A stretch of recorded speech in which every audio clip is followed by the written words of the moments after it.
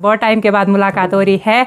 और आराधना और मेरा कॉलेज ना देहरादून में सेम था। तो आज सिर्फ हम ही नहीं जा रहे हैं त्रिवेणी नारायण की ओर, बल्कि सोनप्रयाग से सभी जा रहे हैं ना। मुझे लग रहा है कि यहाँ इन्होंने नया काम करवाया है ना।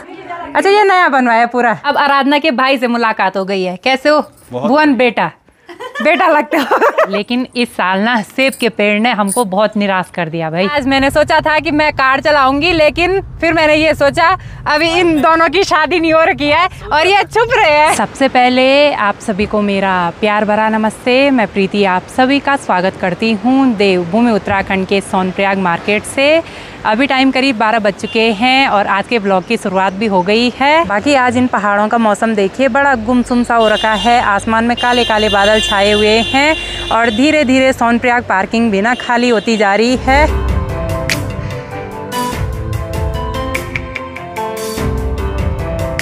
तो अभी मेरी और दीदी की तैयारी हो गई है ऊपर त्रिवेणी नारायण गाँव की ओर जाने की। तो चलते हैं। और आज मैं दीदी के साथ जाने वाली हूँ थार में।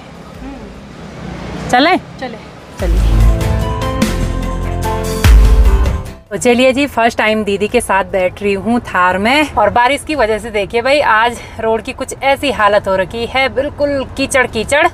लेकिन थार में दिक्कत नहीं है ना? नो, कोई दिक्कत नहीं है। हाँ।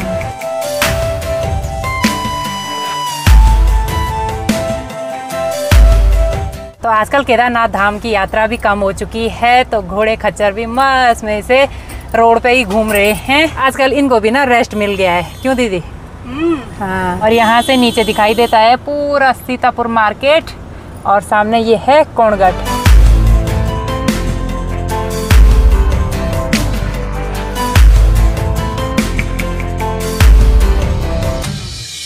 तो आज सिर्फ हम ही नहीं जा रहे हैं त्रिवेणी नारायण की ओर, बल्कि सोनप्रयाग से सभी जा रहे हैं ना। सोनप्रयाग, सीतापुर, सारा। अच्छा, और आज सब जा रहे हैं त्रिवेणी नारायण की ओर वोट देने के लिए। वैसे तो हमको सुबह ही जाना था, लेकिन सुबह में काफ़ी तेज़ बारिश हो रही थी। अभी बारिश बंद हो गई है, तो हमने सोचा अभी निकल पड़ते हैं। क्यों? क्योंकि यहाँ त्रिवेणी नारायण वाली रोड पे ना पत्थर गिरने का डर रहता है। छोटे छोटे पत्थर ना गिरते रहते हैं। वैसे रोड संकरी है, लेकिन अब अच्छी बात ये हो गई कि रोड पे पेंटिंग हो गई है, तो कोई दिक्कत नहीं है।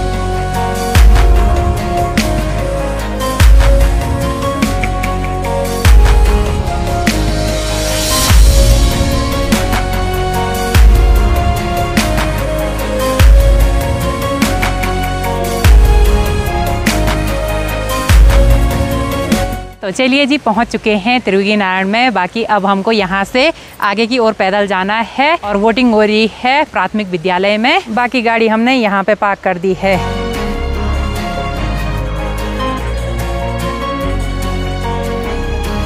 तो चलिए जी, अभी हम वोट देके भी आ गए हैं। बाकी हमने लंच भी कर दिया है और अब हम जा रहे हैं उप प्रधान जेठ जी के घर पे। और यहाँ पे हमारी दीदी भी प्रधान पद के लिए उम्मीदवार हैं। एडवांस में आपको बहुत बहुत बधाई हो। धन्यवाद। हाँ। आपका सहयोग चाहिए। हाँ, बिल्कुल। फिर भी बहुत बहुत बधाई हो आपको। धन्यवाद।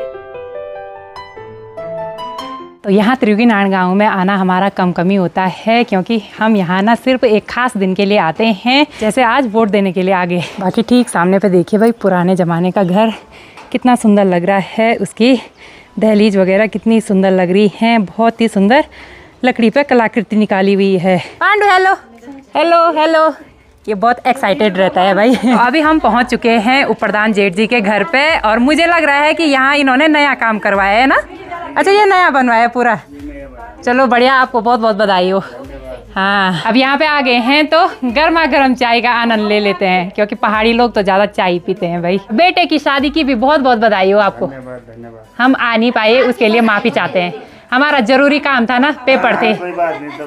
हाँ, अब बेटी की शादी में आएंगे। हाँ बिल्कुल। भारती लाई है गर्मा गर्म चाय। धन्यवाद आपके लिए। धन्यवाद। अब भारती की शादी में आएंगे दीदी, ठीक है हम? हाँ, जल्दी जल्दी भारती की भी चट मंगनी पट ब्याह कर दो अब। हाँ। तो अभी हम भारतीय लोगों के घर पे बैठे हुए थे, तभी आराधना मिल गई है। आराधना भी आ रही है वोट देके। कैसे हो आराधना? बढ़िया। बहुत टाइम के बाद मिली। हाँ, बहुत टाइम के बाद मुलाकात हो रही है। और आराधना और मेरा कॉलेज ना देहरादून में सेम था। 3 साल बहुत पैदल चले हैं हम। क्यों आराधना? याद आते हैं ना वो दिन? हाँ मौसी मुझे हमेशा चॉकलेट खिला दी थी। हाँ? चॉकलेट खिला दी यार। चॉकलेट की तो माँ थी ना मैं। मीठा बहुत खाती थी ना। हाँ मीठा बहुत खाती थी, लेकिन अब मैंने कम कर दिया। हाँ यार, तो सही हो गया। तो आराधना से मिलके बहुत खुशी हुई। आराधना शादी में मेरे को जरूर बुलाना, ठीक है? शादी होगी तो। हाँ यार, वीआईपी वेरी इंपॉर्टेंट पर्सन है। हाँ ठीक है। यहाँ भारतीय लोगों के घर पे बैठे बैठे हमको काफी टाइम हो गया है और आज यहीं पे ना सबसे मुलाकात हो रही है। पहले तो आराधना से मुलाकात हुई, अब आराधना के भाई से मुलाकात हो गई है। कैसे हो भुवन? बेटा लगते हो। बेटा लगते हैं। इन्होंने हमको चाची बोलना है, लेकिन ये हमको चाची बोलते नहीं है।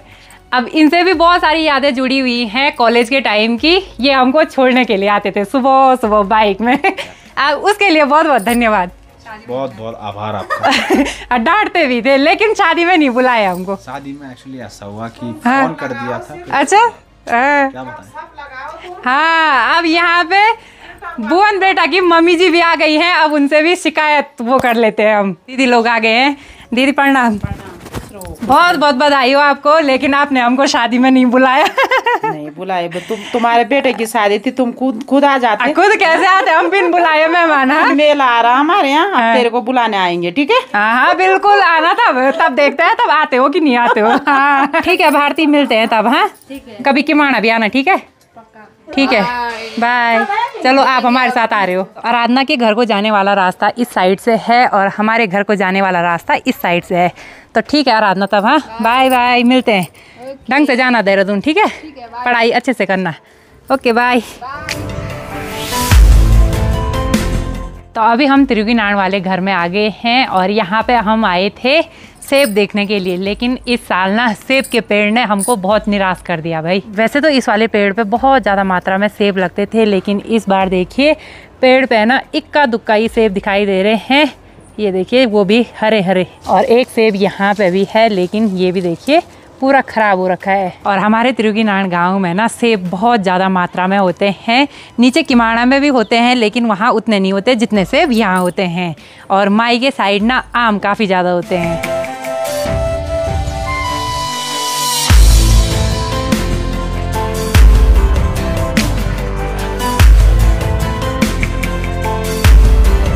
तो इस पेड़ पे इक्का दुक्का ही सेब लगे हुए हैं और ये काफ़ी नज़दीक है, तो इसको निकाल देते हैं भाई।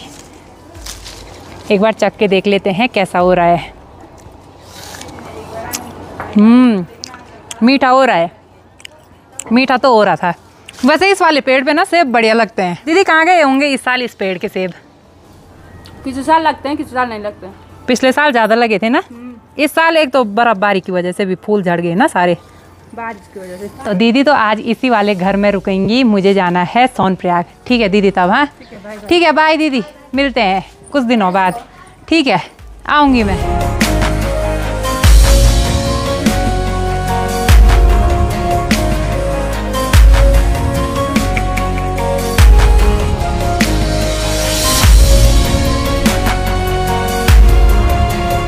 तो चलिए जी, लगभग 6:30 बजे के करीब हम त्रियुगीनारायण से रास्ता लगे हैं सोनप्रयाग के लिए। काफ़ी लेट कर दी भाई आपने तो।